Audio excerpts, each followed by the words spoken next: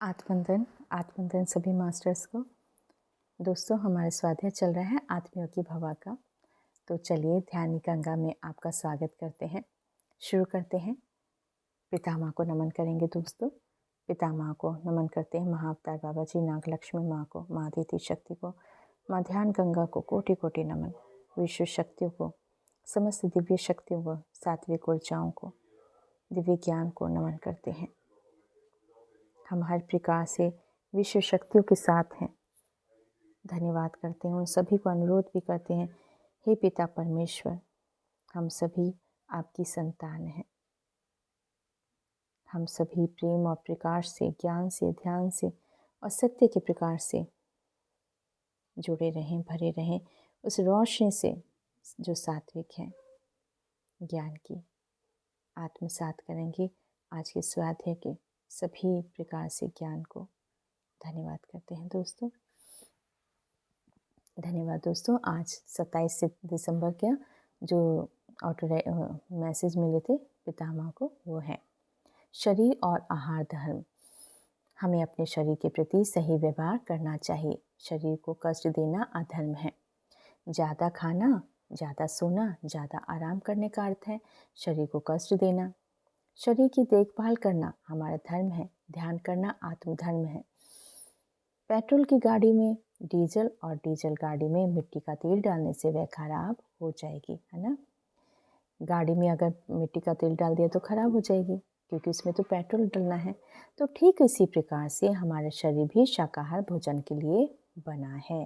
उसमें मांसाहार डालने से वह रोगी हो जाएगा और उसकी आयु कम हो जाएगी। मांसाहार लेना शरीर के प्रति आधर्म करना है। जो शाश्वत सत्य को पहचान कर अशाश्वत लोगों के बीच में सांसारिक जीवन जी रहा है, वह बुद्ध है। बुद्ध यानी जिसके पास बुद्धि है, जो आध्यात्मिक सत्य को जानकर उस ज्ञान से जीवन जी रहा है, वह बुद्ध है। वह सुनहरी मध्य मार्ग में यानी 50% प्रापंचिकता और 50% आध्यात्मिकता में समान रूप से जी रहा है। आधार धर्म में शाकाहार पहली सीढ़ी है। यदि आप मास्टर हैं तो आप अपने शरीर की उचित देखभाल करेंगे। न कम खाएंगे, न ज़्यादा खाएंगे। आप इस शरीर के साथ कहीं भी जा सकते हैं। जितना समय चाहें इस शरीर में रह सकते हैं। यह आपके ऊपर निर्भर करता है।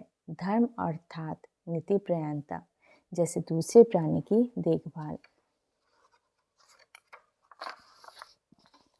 करते, वैसे ही खुद का भी ध्यान करना होगा। देखभाल करनी है। जब भूख लगे तब खाना खाओ, जब भूख ना हो तो उपवास करो।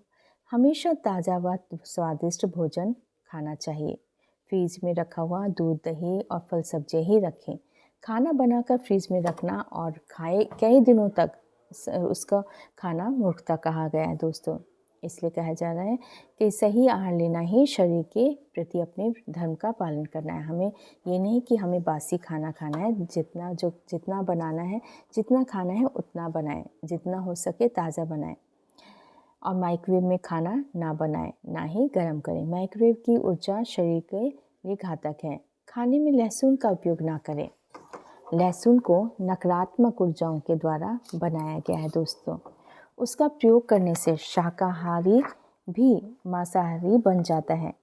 लहसुन एक जासूस की तरह है। जैसे एक देश का जासूस दूसरे देश में रहकर वहाँ से समाचार भेजता रहता है, इसी तरह लहसुन नकारात्मक ताकतों के लिए काम करता है। हमें मशरूम भी नहीं खाना चाहिए। मशरूम ना फल है, न सब्जी, न वह क्या है, वह फंगस बताया गया है। उसमें जीवन शक्ति बिल्कुल नहीं है। आहार मुख्यतः आत्मरंजन के लिए है। आहार के पोषक पदार्थ शरीर के पोषण के लिए हैं, परंतु आहार में जो स्वाद होता है वह आत्मरंजन के लिए है। वह जो भोजन आत्मा को ज़्यादा आनंद देता है, वह भोजन ही शरीर को पूर्ण आरोग्य देता है। इसलिए दोस्तों, आध्यात्मिकता विज्ञान का अत्यंत महत्वपूर्ण सिद्धांत दिया गया है। इसलिए बहुत ध्यान से जो भी हमारा खाना है वो बहुत ही समझ ले कि विज्ञान ही है वो, है ना। तो कहते हैं भोजन से आत्मा और शरीर दोनों का साथ साथ पोषित करती है। शरीर आत्मा की छाया है। यदि आत्मा संतुष्ट, आनंदित और परिपूर्ण है तो शरीर भी स्वस्थ होता है। जैसे जब हम मग्न होकर संगीत सुनते हैं और हमारी आत्मा आनंदित हो जाती है तो हमें भूख भी नहीं लगती। मुंह से जो शब्द निकलते हैं वह जितने महत्वपूर्ण हैं उतना ही महत्वपूर्ण है जो हमें खाना मुंह के माध्यम से ग्रहण करते हैं। बेस्वाद खाना, सही तरह से ना पकाया गया खाना, आरुचि से बनाया गया खाना आत्मा की दृढ़ता का सूचक है। तो हमें खाना आनंद के साथ, प्रेम के साथ बनाना चाहिए। वही भाव हम सभी को दे रहे होते हैं दोस्तों। एक आत्मविज्ञानी द्वारा पकाया गया खाना ऊर्जावान होता है। जो पाक शास्त्र में निपुण है, आत्मज्ञानी है और ध्यानी है, उसी को खाना बनाना चाहिए। अगर आपका ऐसा खाना बनाना नहीं आता तो किसी अनुभवी आत्मज्ञानी पाक शास्त्री से सीखना चाहिए। मैं अपने इस शरीर का बहुत अच्छे से ध्यान रखता हूँ क्योंकि मुझे 80 साल पितामह इसमें बता रहे हैं कि मैं अपने शरीर का ध्यान बहुत अच्छी तरह से रखता हूँ और मुझे 80 साल, उस समय उन्होंने कहा था मैं 80 साल तक जीऊँगा, मैं रहना है। मैं 2095 में इस शरीर को छोड़ूंगा। मेरा उद्देश्य है जब तक धरती पर आखिरी मानव बुद्ध ना बने मैं यह शरीर नहीं छोड़ूंगा। तब तक उन्होंने कहा था कि मैं इस शरीर में ही रहूँगा, परंतु कुछ ऐसी परिस्थिति हुई, उन्हें लगा कि नहीं, इस समय उन्होंने फिर अपना शरीर को त्याग किया। परंतु आप देखिए, जब शरीर त्याग किया उसके बाद वो लाखों कणों में, एक एक कण में वो भर गए हैं, हमारे साथ पूरी तरह से जुड़े हुए हैं। तो उनको उस समय उन्हें लगा कि ये समय ठीक है उनके लिए, तो उन्होंने अपने शरीर को तभी त्याग किया था दोस्तों। क्योंकि जो आत्मज्ञानी होते हैं वे अपने शरीर के साथ साथ वो दूसरों के लिए भी उस भाव से हो चुके होते हैं, आत्मज्ञान के लिए, सभी के विकास के लिए अपने शरीर को भी त्याग करते हैं दोस्तों। ये जीवन ही ऐसा है जो प्रेम से बना है, ज्ञान से पूर्ण है। इन्हीं सात्विक ऊर्जाओं को हम सभी देना चाहते हैं। पूरा विश्व इसी लोक कल्याण में लगा है दोस्तों। तो सभी को ध्यान में जोड़ें, इस ज्ञान से जोड़ें, ताकि जो रुके हुए हैं, जो इंतज़ार कर रहे हैं हम सभी का, हम सभी ध्यानी मित्र, हम सभी को, इसलिए हमें बहुत कोशिश करनी है दोस्तों, जितना हो सके वो बीज डालना है ध्यान का, ताकि वो सभी ध्यान में आए और अपना आत्मिक विकास करें। यह मानव शरीर एक बहुत बड़ा कारखाना है। इसमें हर एक अणु कर्मचारी है। इसमें हमारे पितामह क्या बता रहे हैं, हमारे शरीर के अंदर एक एक कण कर्मचारी है ना, एक एक कण कार्य कर रहा होता है। लाखों कर्मचारी इस कारखाने में मिलकर काम कर रहे हैं। हमें सभी कर्मचारियों की अच्छी तरह देखभाल करनी है। अपने शरीर के प्रत्येक अणु से बात करें। शराब का सेवन ना करें। ऐसा करने से सभी कर्मचारी मदहोश होकर सो जाएंगे और काम नहीं करेंगे। जो भी खाना खाना है उसको बहुत ही स्वादिष्ट और गुणवत्ता से परिपूर्ण बनाना है। ऐसा खाना उसके शरीर को ऊर्जा, रोग और मुक्त और लंबा जीवन देगा। जब भी खाएं आनंद से खाएं, बिना रुचि के ना खाएं। जिस तरह ध्यान शास्त्र है उसी तरह से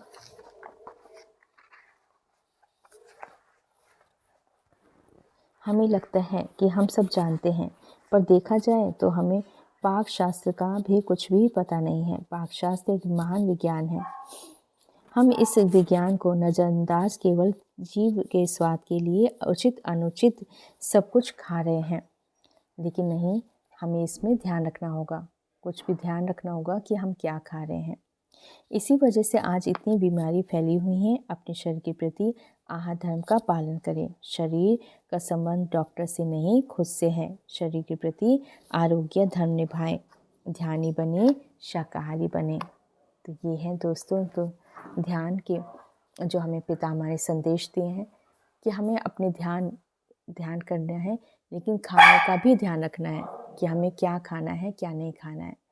इसलिए दोस्तों 2 मिनट का हम ध्यान करते हैं। मास्टर्स हमें जुड़ चुके हैं।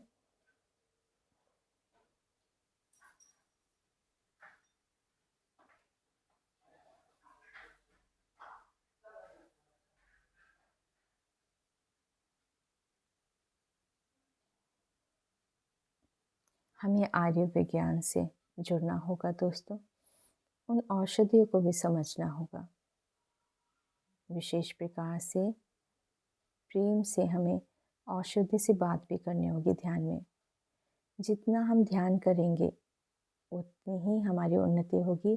तो हम हर प्रकार से जो मास्टर्स, जो प्रकृति है, वो पूरी तरह से हमसे जुड़कर हमसे बात भी कर सकती है और हमें बता भी सकती है कि हमें क्या करना है। वे प्रकृति अपने आप ही हमें बात करेगी, हमें बताएगी कि आप क्या खाएं।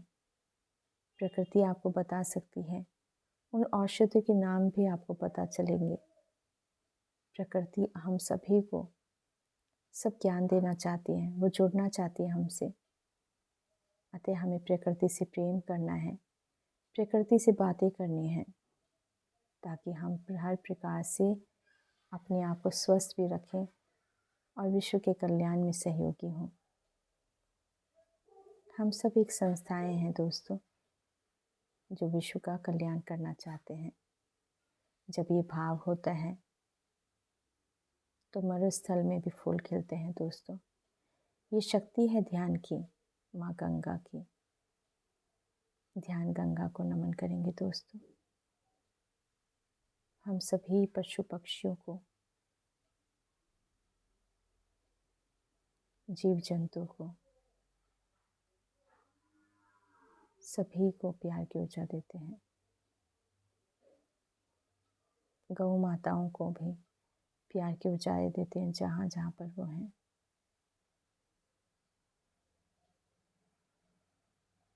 आयुर्विज्ञान संस्थाएं हैं, उनको प्यार की, ध्यान की ऊर्जा देते हैं। सभी अस्पतालों में,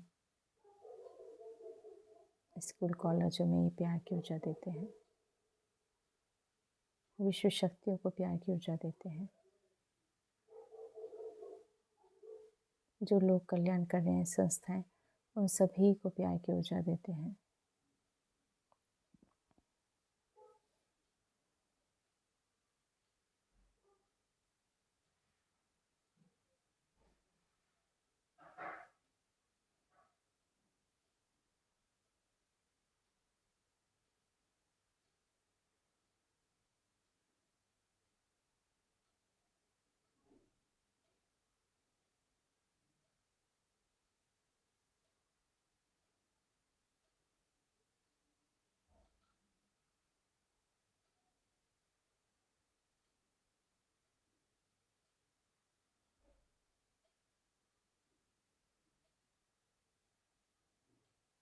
हम सब एक हैं, एक ही विश्व शक्ति। ब्रह्मांड को हम सभी प्यार की ऊर्जा देंगे, पूरे ब्रह्मांड को।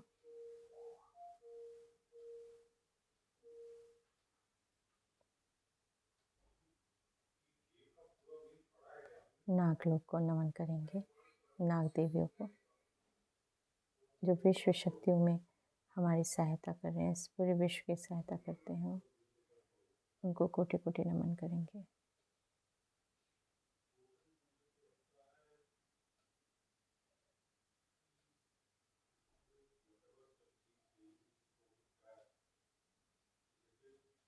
चारों ओर इंद्रधनुष का रंग भर रहा है पूरे विश्व में।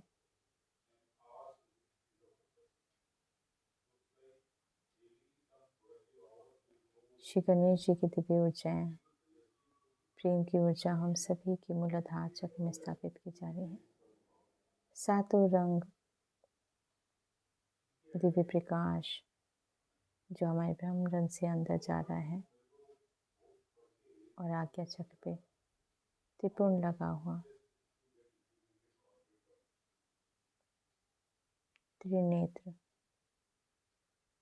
उनकी दिव्य चेतना शक्ति हम सबसे जुड़ चुकी है।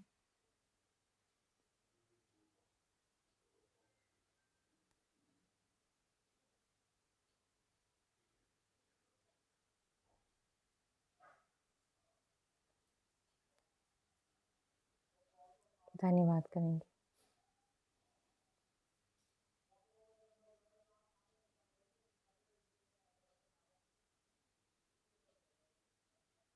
गौतम बुद्ध जी को।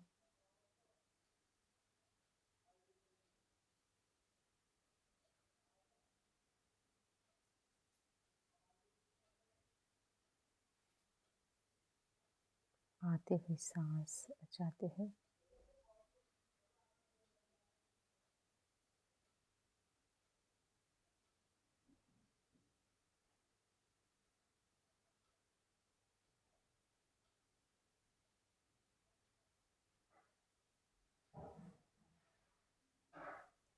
धन्यवाद करेंगे अपनी आत्मा को, परमात्मा को।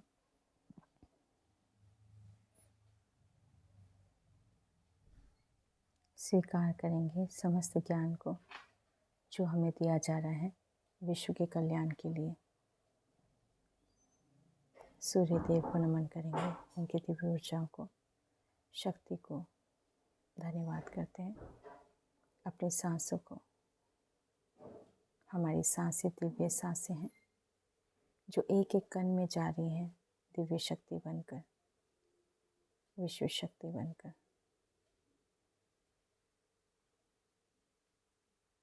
हम सभी एक भाव में हैं, जैसे महादेव ध्यान में रहते हैं।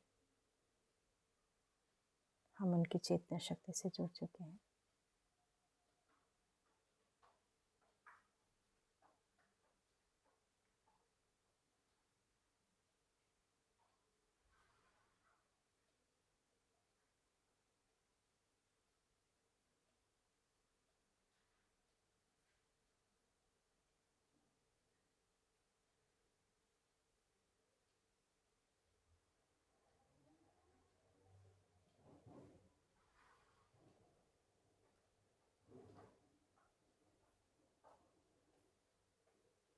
धन्यवाद करते हैं दोस्तों आप सभी को। धीरे धीरे हम ध्यान से बाहर आएंगे। सभी मास्टर्स गुरु को धन्यवाद करते हैं। धीरे धीरे अपने हाथों को आंखों पे रखते हैं। 5 4 3 2 1 0। धन्यवाद दोस्तों, धन्यवाद।